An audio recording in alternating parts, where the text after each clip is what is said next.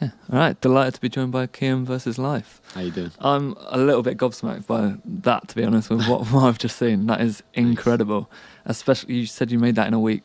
Yeah, well, I mean, I got called last week that, Kian, there's something going on. Well, at the moment, you know, it's the whole COVID thing, so trying to find good opportunities that, you know, where I can play out and a better output than just a single or a video, you know.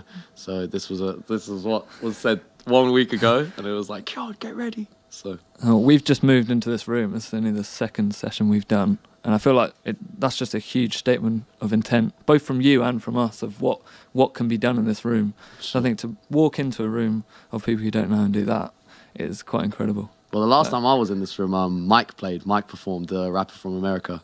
So I thought I had to live up to that as well. So yeah, for real.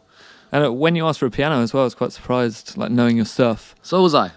Like, I've been playing piano. I'd say it was the first instrument that my mum forced me to play when I was like 5. But then I carried on doing it, and then I stopped and started playing guitar, more focused on music production, as in my own songs, you know, writing, but producing and mixing my own songs was a very important thing. But then, I don't know, recently I'm really sick of guitar. I don't know why. I just really didn't want to play it.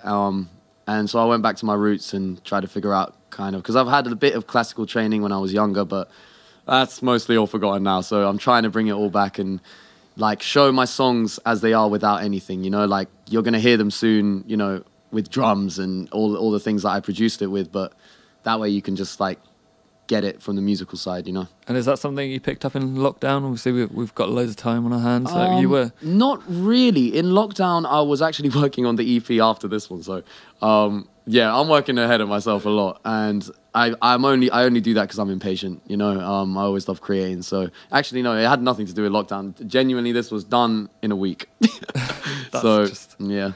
And as you make music in your bedroom, so lockdown can't really have influenced it didn't really, too no, much. And it didn't help me get money either, because a lot of people, you know, especially this year, a lot of rappers have come. Shout out to Cam Thomas, Jana Jaffe, Derek DAC. They've all been like great people to work with. They've been teaching me. Yeah, I've been so busy during all of this. It's been great, and I've been learning. And mostly the reason why I did this is because I've been so mixing, mastering, production, everything, that I was just like, I need to remind myself that I'm a musician, you know, I'm my own artist. It's only just the beginning, you know. The first release was January, and I'm just like, sometimes I get worried, you know. Sometimes you think like, why you're not getting anywhere or something like that. But I think from the progress, when you look at it just from January till now, you know, Paul Valley have been helping me so much, and like they were the ones that fixed this up. So yeah, everything's been going really good, really good. And yeah, those 2 tracks from an EP? Yes, they're the first 2 tracks. Well, the first one's already out, Sally. Yeah. And Born a Lady will be with the EP Lady Jasper on the 23rd of October. And when was that all recorded? Recorded pre-lockdown or? Pre-lockdown. For the people who know, it was recorded a week after Who Sold My Soul by Derek DAC.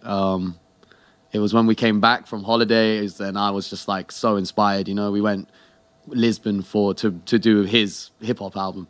So, which I don't know if it's going to be out by this time the interview comes out, but you know, a little promotion there. And there seems to be that you're kind of a part of this scene, growing scene. You mentioned Derek and you mentioned Paul Valley.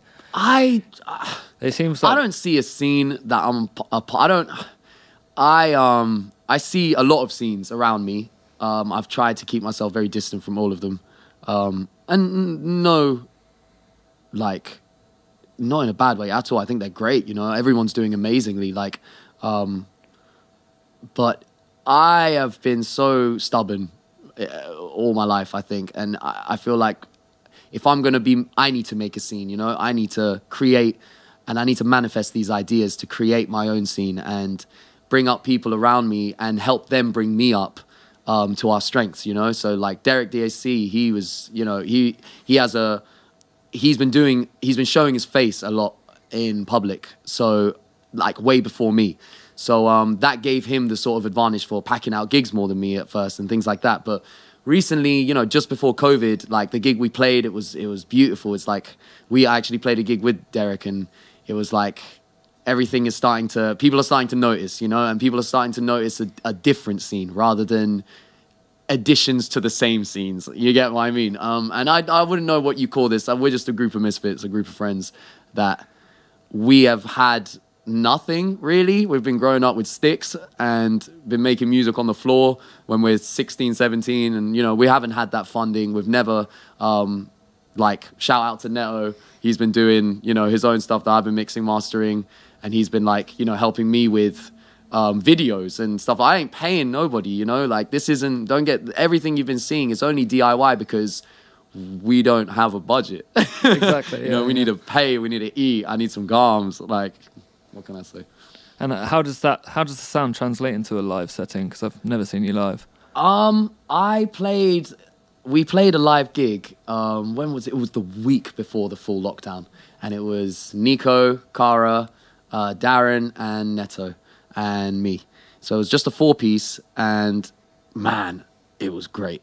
It was great. It really, so there's something that about live music, but live music that's simplified, because there's a lot of sampling that I've done in this new EP that's coming out, and there's a lot I've played too, so it's going to be interesting to hear from people that might think I've sampled something that I've played, or played something that I've sampled, you know? But hearing everything played, you know, I didn't want a DJ, I didn't want those extra little sample pads. Hearing everything live, like, that is so important to me. Like, I'm a huge, you know, Prince fan, and the one thing that man did was make sure that when you are live, you're hearing legitimate music. You know, no PA system is doing the work for you, and I think that was the beauty of it. Neto's sitting over there, like, yeah, it was. I think Sally especially is a big Prince vibe. Really reminded me of Prince. Really reminded me of Prince. Yeah, actually, I when I hear that song, I remember freaking, what's that song? I don't even remember anymore. It was some George Michael song, but it gave me a bunch, like, these songs. I think I'm so inspired by loads of old artists as well as new, that's exactly what I'm trying to do. And then afterwards, I'm like, wow, that is kind of Princey. Wow, that is kind of this and that. So I guess, yeah, the influence is kind of, I want them to shine out of me. Do you know what I mean? Because I don't want these people to be forgotten about either. It's like, you don't really see many people trying to be Prince, let alone, you know what I mean? Well, I mean, it's hard going. It is, but it isn't impossible. No. And a lot of people said to me, like, don't, like, aim high, and that's how high I'm aiming, you know? And, like, I only hope to be as good as that one day. Do you see what I'm saying? Well, I mean, to look at all the things that you do, I mean, that is aiming as high as possible. Yeah, like, mix stuff. Well, it's my life, stuff, you know? Yeah, whenever I get nervous or I think, you know, should I be doing something else? I think, no, this is how I want to live, you know? So. And you mentioned Nico Cara as well. You produced his next single, didn't you? Genius guitarist, that boy. always blows my mind. But yeah, so the song that we that's coming out under Paul Valley very soon. Is that one the one you're talking about? Yeah. Growing Play. Tomorrow. 25th of September. 25th. Oh God. Damn, time flies. Yeah. I've been focusing on this piano piece for all week, so I don't even know. But yeah, that was actually done a long time ago, and so was Lady Jasper. So do you know what I mean? Like, everything takes so much time for the artists themselves to even appreciate. And, like, for me especially, like, there's some songs that I'm planning on releasing, you know, next year that I've made February this year. Do you know what I mean? So, like, but yeah, listening to how, because I mixed it and produced it, but then hearing it mastered by somebody else, by, you know, a professional. Sometimes it's just great to listen to other people bringing, you know, your work to life and Nico's work to life. So, Nico, I'm blessed to work with Nico.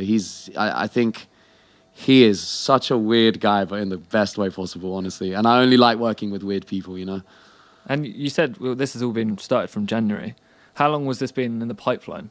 This carnival, it feels like you've just burst on the scene this year. And I think, yeah, it was a lot in the pipeline, but again, going back to what I said, I never had any help. I don't know why people like to look away rather than at me. They don't really, you know, I try to be as true as I can, and sometimes, you know, I regretfully have lost a lot of friends along the way, a lot of, you know, bands that I've adored playing with and gotten so much experience from. You know, I was playing since 17, and I was from Milton Keynes, and we were gigging everywhere but it got to the point where our original songs were like almost like a function band, you know what I mean? It was like, get that original function band, and it just didn't make sense to me. And it was just because it was not that we were settling for less, it was just I was unlucky to have been isolated. You know, my family weren't really musicians. My grandma, my granddad, that's where I think I get this all from. But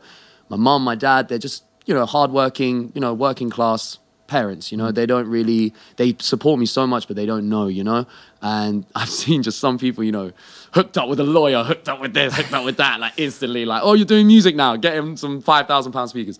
So when I say we grew up from sticks, I don't mean like that. I'm fortunate because we've had a lot of opportunities. You know, my parents sent me uni, they helped me, they financed a lot of things for me. So it's not like, but what I mean is we didn't get no professional help, and we didn't get no help from uni either. And we figured this shit out on our own. And I think, my language, sorry.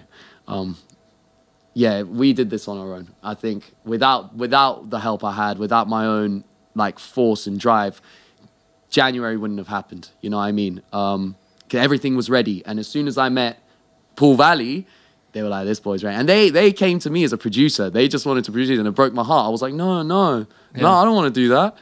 I want to play. I want to do things. I've got all of this. And they had no idea because they saw me hype manning Derek DAC set. And that's just me on a chair going, woo, doing his ad-libs. Yeah. So it was great. But what they saw is, I don't even know how they saw it. You know what I mean? Which was amazing because they saw the best in me just from that little gig. So I really trust these guys. And Brad's the newcomer. Brad's come in like a month or two ago, and like I couldn't say how easy he blended into everything and really has helped everything. Like, again, it's just package deals these days. You know what I mean? You got to have your promotion. You got to have this, but it's fun. It's fun. You don't need to pay some guy £300, look your best, be really nervous. You get your homie, get a camera, go do your thing. Like, these guys made it clear to me that how I want to go about it is fine. It's about being unique. You know what I mean? It's about doing your own thing. So, yeah. Well, I think on the face of it, that's why me and Adams wanted to do Totally Wired. That's why it's new music. We love new music.